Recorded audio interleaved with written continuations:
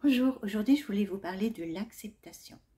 Parce que parfois en fait la vie nous oblige à ralentir, à regarder à l'intérieur de nous, à écouter ce que le corps a à nous dire depuis longtemps parfois, qu'on n'écoute pas.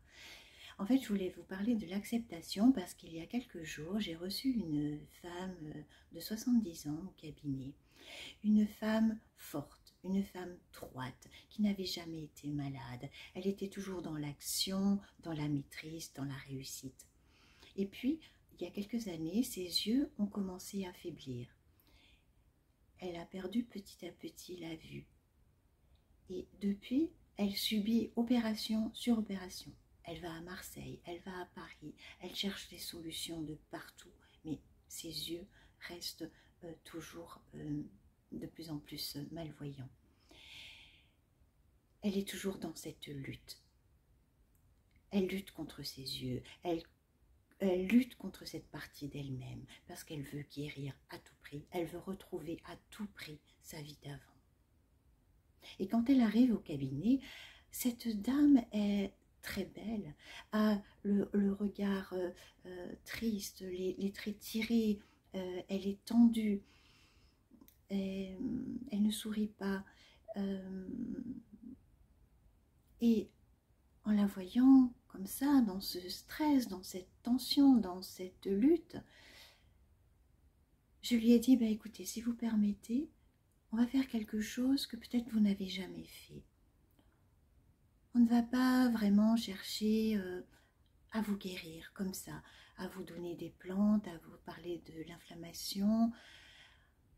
Il faut d'abord qu'on fasse un travail ensemble, un travail de reconnexion à vous-même. Donc je l'ai fait allonger sur la table de massage et j'ai commencé une relaxation guidée. Donc je l'ai invitée à fermer ses yeux, à se détendre, à respirer et puis à aller à l'intérieur d'elle-même, à observer ses yeux de l'intérieur, à les regarder, à leur sourire, à les remercier. Les remercier pour tout ce qu'ils avaient fait déjà depuis de nombreuses années. Tout ce qui lui avait permis de faire, de voir les visages aimés, la beauté du monde, la nature, l'art. Je l'ai aidé à prendre conscience de ses yeux, à accepter leur faiblesse, sans chercher à les réparer tout de suite. Mais comme quand un enfant se fait mal, qu'est-ce qu'on fait? On va l'accompagner, on va le dorloter, on va lui faire le bisou magique. On ne va pas chercher à tout de suite, voilà, guéris, guéris, il faut que tu sois en pleine forme. Non, on va prendre du temps pour lui. Et je lui ai dit à cette femme de prendre du temps pour ses yeux, de leur faire le bisou magique de l'intérieur, de les remercier, de leur dire « je vous vois, je vous entends, merci pour tout ce que vous avez fait pour moi ». Et cette femme, à la fin de la séance, en ouvrant ses yeux étaient lumineux, son visage était détendu, lumineux. Elle s'était, les épaules aussi, tout le corps était dans un bien-être profond. Et elle m'a remerciée.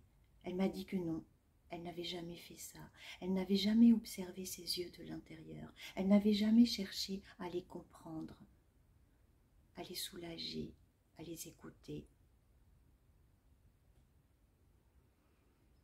Et je vous parle de ça parce que je pense qu'on est nombreux, nombreuses à faire la même chose que cette femme. On est dans la lutte, on n'accepte pas nos faiblesses.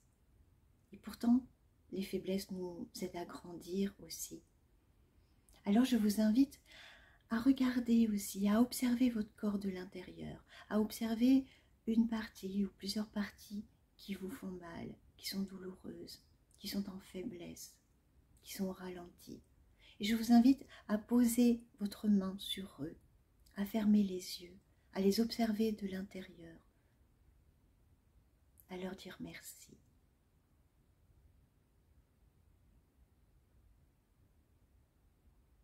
N'hésitez pas à partager avec nous vos expériences en bas de cette vidéo. Et je vous souhaite une très douce journée. Prenez soin de vous parce que on est précieux. À très bientôt.